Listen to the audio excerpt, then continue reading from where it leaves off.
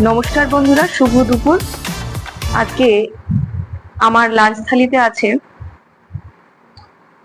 আমার খুব স্বল্প আয়োজন। ভাত, এখানে আছে পেঁপে মাখা মানে পেঁপে সেদ্ধ, এখানে গাজরের স্যালাড, একটুখানি আমের আচার, আর এটা হচ্ছে পুঁই কুমড়ো আলু এবং তার সঙ্গে কিছু ছোট ছোট আরো যা সবজি ছিল অল্প দিয়ে একসঙ্গে মিক্সড ভেজ করা হয়েছে একটা। আর এই হচ্ছে ডিম। হ্যাঁ, এই নিয়ে আজকে আমাদের লাঞ্চ থালি। আর তো আছে জল। তো সবাই সঙ্গে থাকুন, শুরু করা যাক। কার কার রবীন্দ্রনাথ ভালো লাগে আর কার বা নজরুল ভালো লাগে অবশ্যই কমেন্টে জানাবেন। আমি এখন থেকে প্রতিদিন সন্ধ্যাবেলায় নিয়ম করে প্রতিদিন আমি আপনাদের সঙ্গে কোনো না কোনো সাহিত্যিকের বা কোনো না কোনো লেখকের কবিতা হোক বা কোনো গল্প হোক নিয়ে আলোচনা করব। তো আজকে যেটা করব, যে কবিতাটি নিয়ে করব, তিনি আমার গুরুদেব তুল্য মানুষ। শুধু আমি নই, আমাদের সকলেরই। সুনীল গঙ্গোপাধ্যায়, ওনার কবিতা আমার খুবই ভালো লাগে। আজকাল তো কেউ কথাই রাখে না।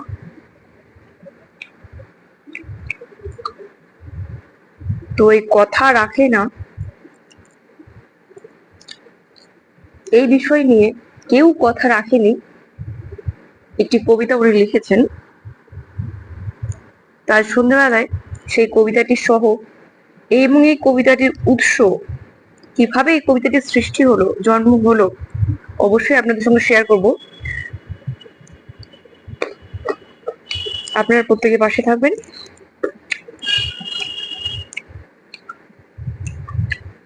সময়টা আমি এখনই বলে দিচ্ছি, ধরে রাখতে পারেন।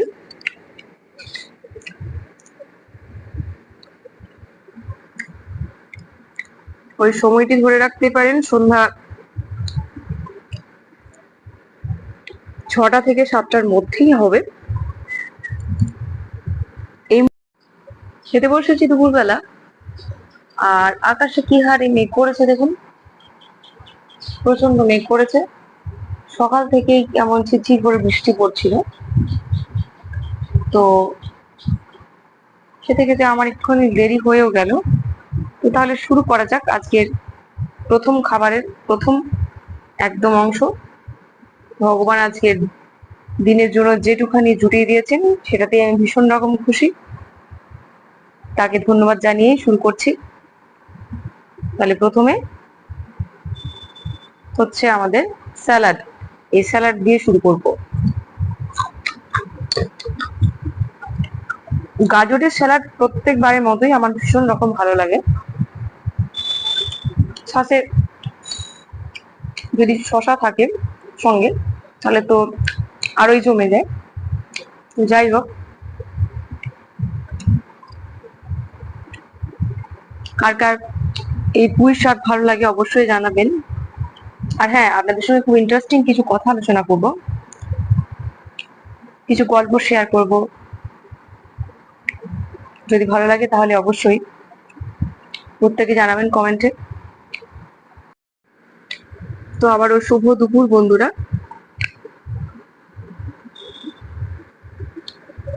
একটুখানি পেঁপে সেদ্ধ আর একটু গাজর নিয়ে শুরু করছি আজকের আমার লাঞ্চ।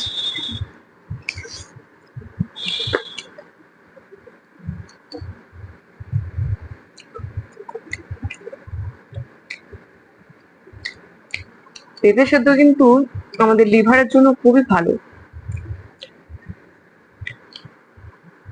যাদের বিভিন্ন রকম সমস্যা আছে লিভারের, তারা অবশ্যই পেঁপে খাবেন, এবং গাজরটাও ভীষণ রকম উপকারী।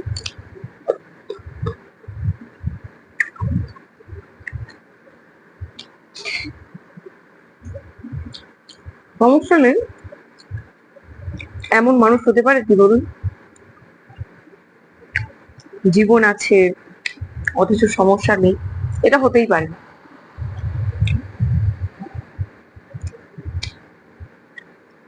জীবন আর সমস্যা মানে বেঁচে থাকার সমস্যাটা দেখবেন অনেকটা ঠিক মানে পরস্পরের সঙ্গে একে অপরের সঙ্গে যেন একেবারে সেই অন্তরের বন্ধু বলে না, ঠিক তেমন। তো এক্ষেত্রেও নিয়মটা ব্যতিক্রম হয়নি।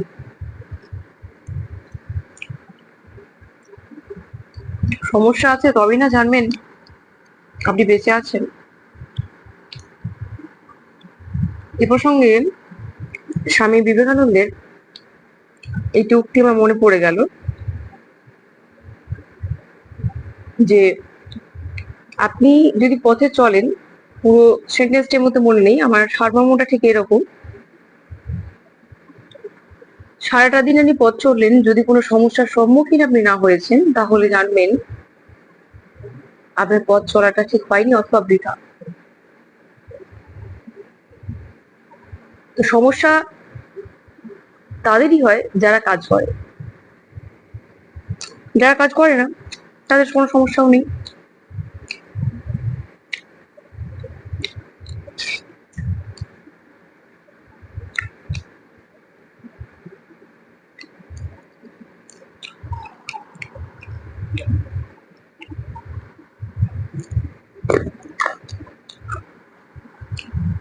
তবে বর্তমান সময়ে চারিদিকে যেভাবে পরিস্থিতি, সমস্যাহীন বা খুব কম সমস্যা রয়েছে এমন মানুষ আমি খুব কমই দেখতে পাবেন, পাবেন না তা বলছি না, বাট এটা খুব রেয়ার। তবুও এভাবেই আমাদের বেঁচে থাকা, এভাবে ভালো থাকা।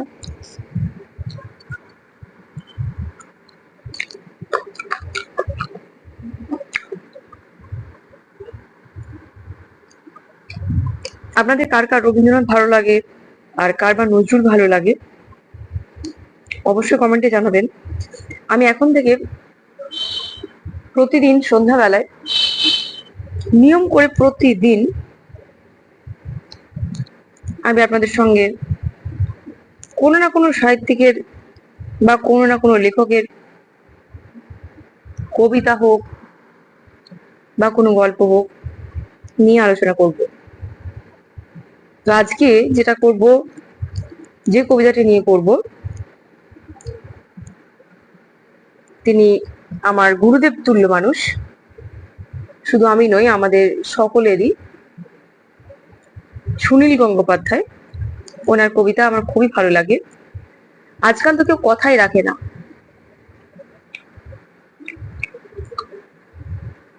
তো এই কথা রাখে না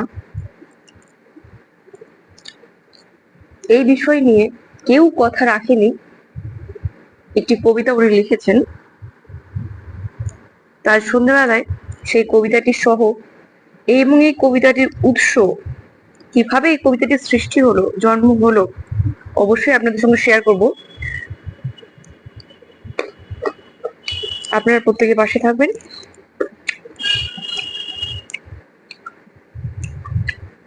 সময়টা আমি এখনই বলে দিচ্ছি, ধরে রাখতে পারেন।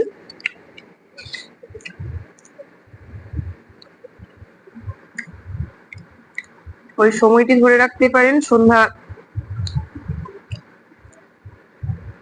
6টা থেকে 7টার মধ্যেই হবে।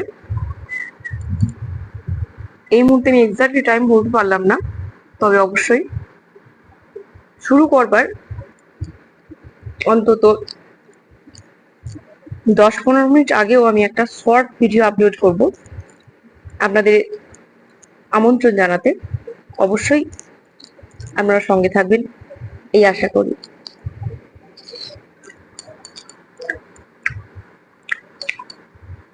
এবার একটুখানি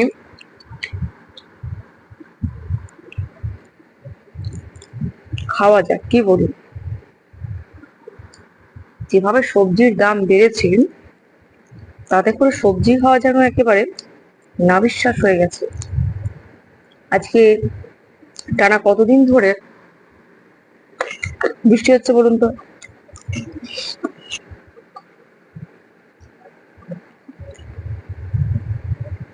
তা প্রায় অন্তত পক্ষে 2 মাসের উপরে।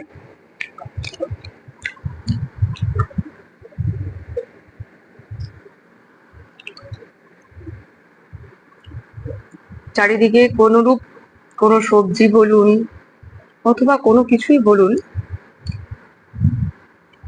দেখবেন কি হারে দাম বেড়েছে। এবার একটুখানি ডিমটা দিয়ে খাওয়া যাক, কি বলি? ঠিক আছে, ডিমটা কত সুন্দর।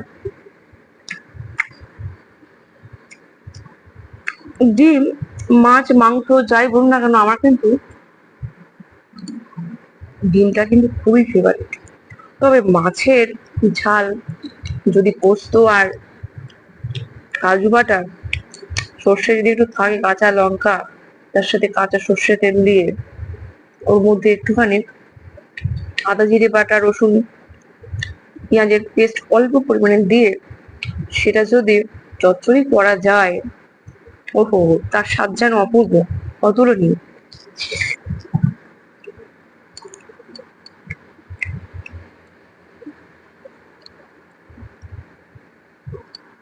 প্রত্যেকে ভালো থাকবেন, অবশ্যই সন্ধ্যাবেলা দেখা হচ্ছে, কেমন? তাহলে আজকের ভিডিও এই পর্যন্তই থাক। সকলে ভালো থাকবেন, ধন্যবাদ, টাটা।